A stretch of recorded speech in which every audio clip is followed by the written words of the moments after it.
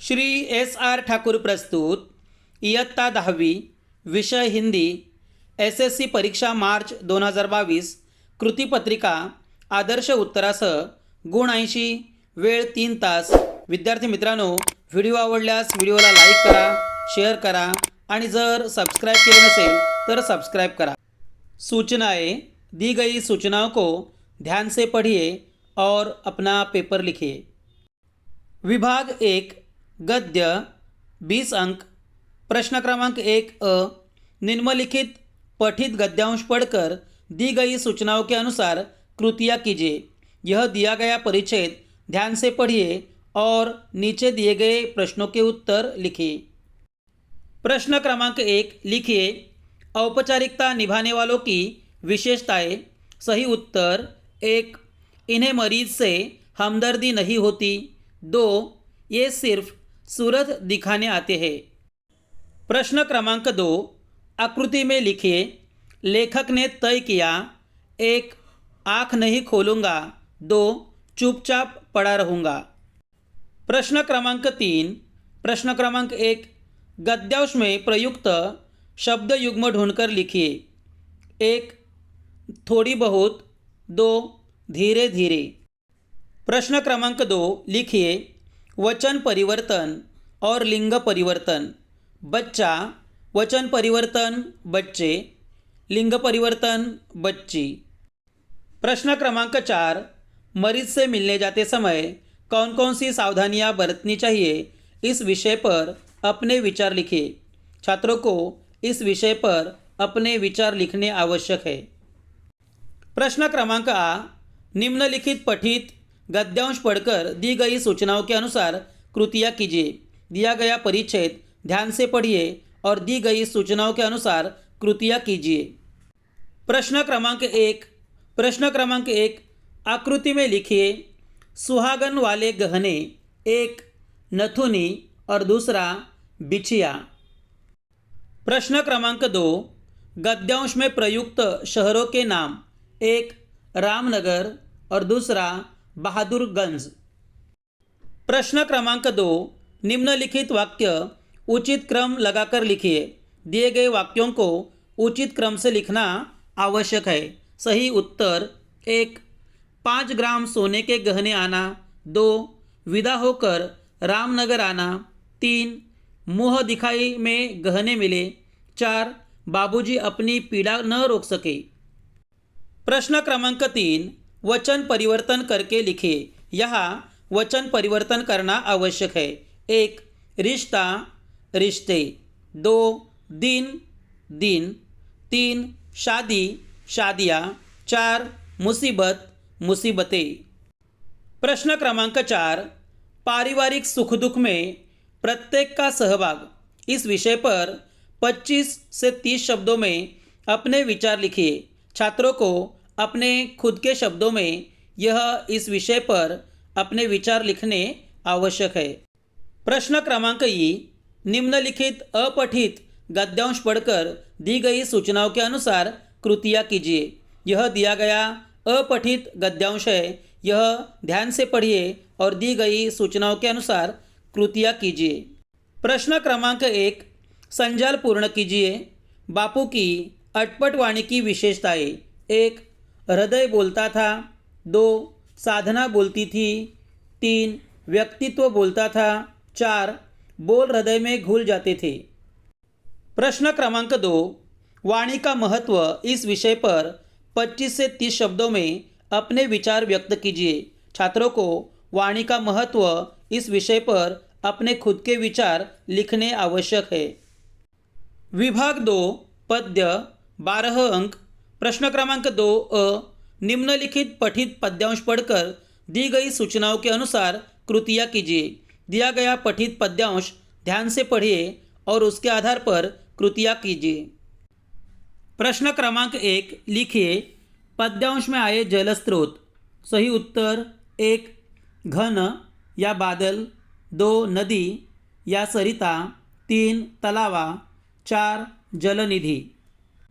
प्रश्न क्रमांक 2 निम्न शब्दों के लिए पद्यांश में प्रयुक्त समानार्थी शब्द लिखिए। सही उत्तर 1, गगन, नभ, 2 पर्वत, गिरी, 3 बिजली, दामिनी, 4 दुष्ट, खल। प्रश्न क्रमांक 3, उपर्युक्त पद्यांश की अंतिम 4 पंक्तियों का सरल अर्थ 25 से 30 शब्दों में लिखिए। छात्रों को दिए गए पद्यांश को ध्यान से पढ़ना है और अंतिम 4 पंक्तियों का सरल अर्थ लिखना आवश्यक है।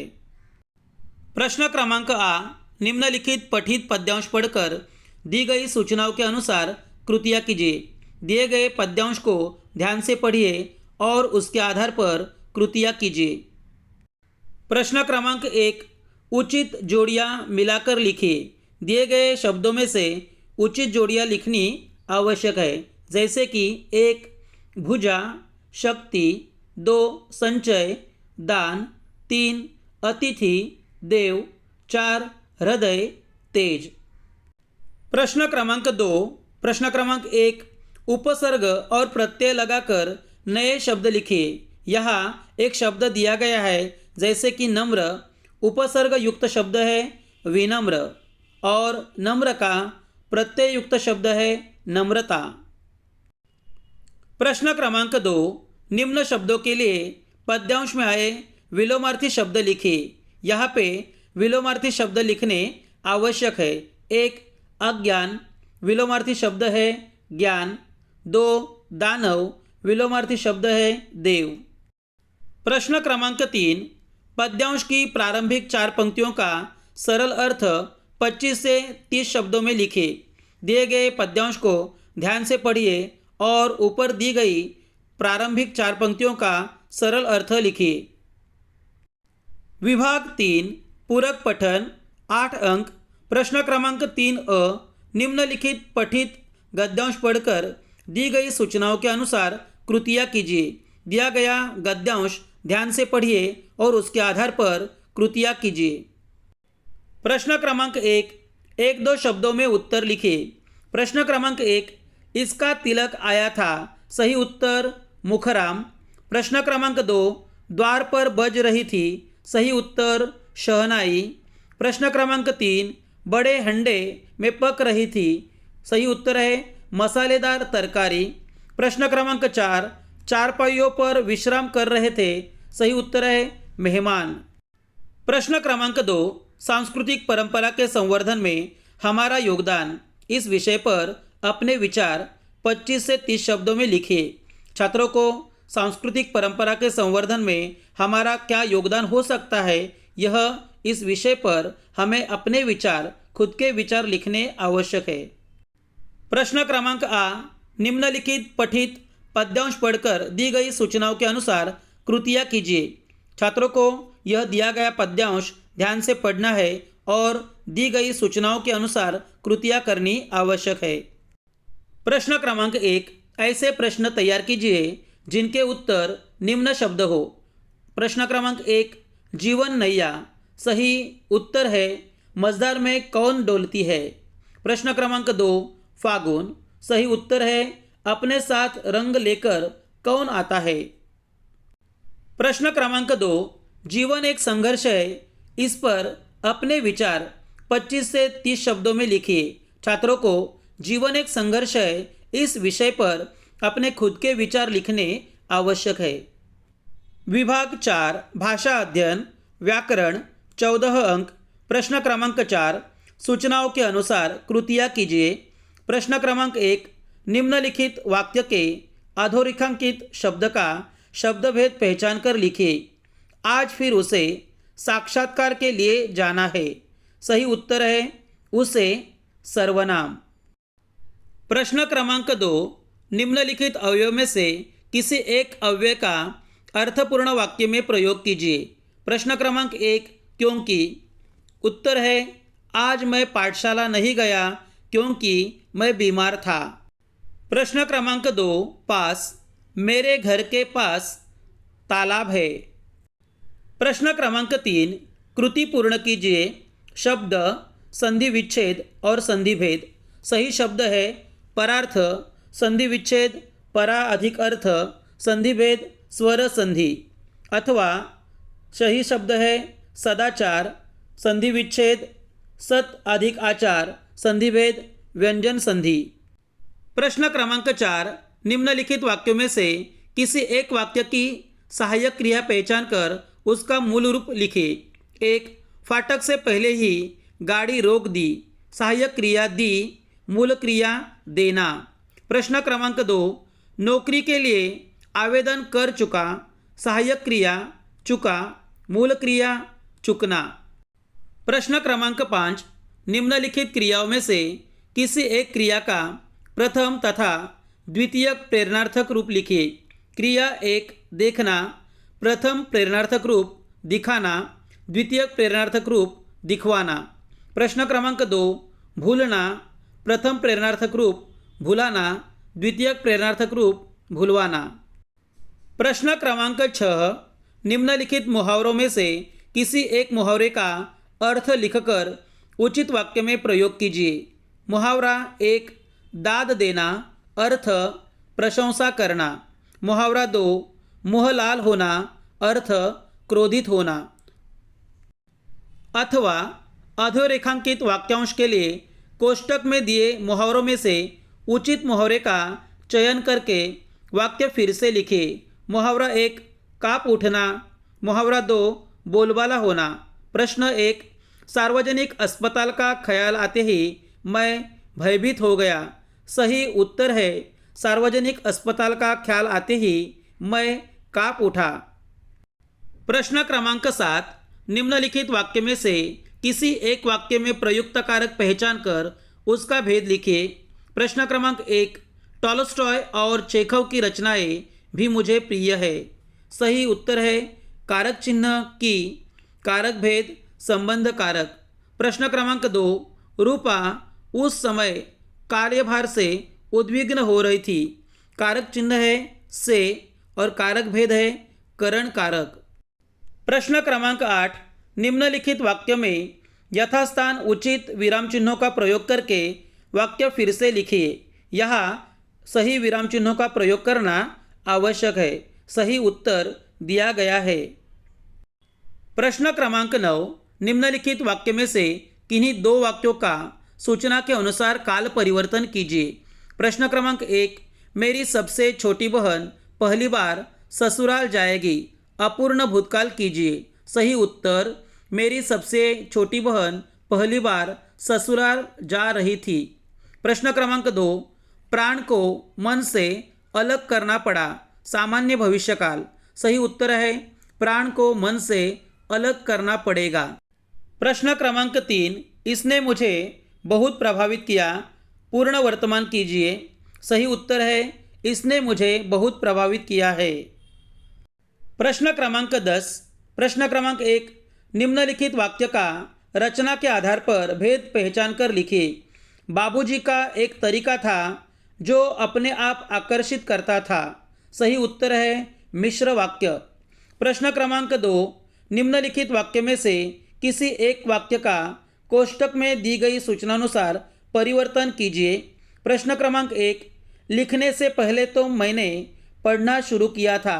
सही उत्तर है, लिखने से पहले तो मैंने पढ़ना शुरू नहीं किया था। प्रश्न क्रमांक 2, क्या लोग पहाड़ों पर घूमने का शौक रखते हैं? सही उत्तर है, लोग पहाड़ों पर घूमने का शौक रखते हैं। प्रश्न क्रमांक 11, निम्नलिखित वाक्यों में से किन्हीं दो वाक्यों को शुद्ध करके वाक्य फिर से लिखिए। सही उत्तर यहाँ दिए गए हैं, ध्यान से पढ़िए और लिखिए। विभाग 5, रचना विभाग, उपयोजित लेखन। प्रश्न क्रमांक 5, सूचनाओं के अनुसार लेखन कीजिए। पत्र लेखन, दिए गए दो पत्र लेखन में से किसी एक पर पत्र लेखन करना आवश्यक है। दिनांक, संबोधन तथा ईमेल आईडी आदि का पत्र लेखन में समावेश होना आवश्यक है। विषय, संदर्भ, अभिवादन, विषय विवेचन, प्रेषक के हस्ताक्षर, स्वनिर्देश, नाम, पता, ईमेल आईडी आदि का उपयोग करना आवश्यक है। प्रश्न क्रमांक 2, निम्नलिखित गद्यांश पढ़कर ऐसे 4 प्रश्न तैयार कीजिए जिनके उत्तर गद्यांश में एक एक वाक्य में हो। छात्रों को दिए गए गद्यांश को ध्यान से पढ़ना है और उसी के आधार पर 4 प्रश्न तैयार करने आवश्यक है। प्रश्न क्रमांक 1 वृत्तांत लेखन।